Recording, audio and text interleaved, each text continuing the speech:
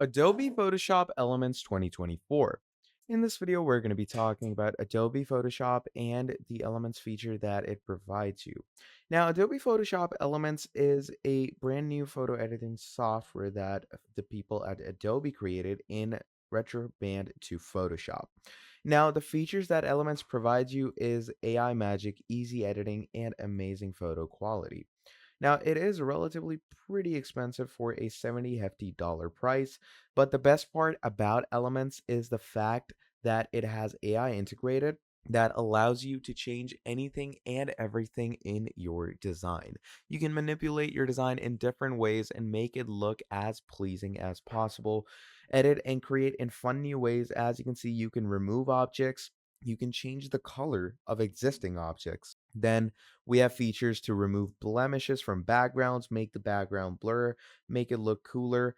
Edit with the magic of AI, where you can easily remove someone without having to mask them.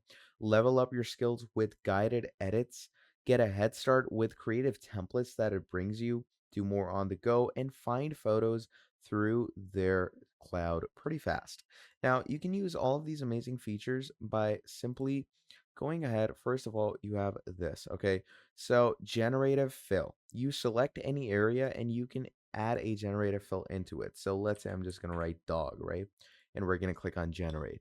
And as you can see, it will use my prompt to generate a dog's image, and the variations are going to appear on the right side over here.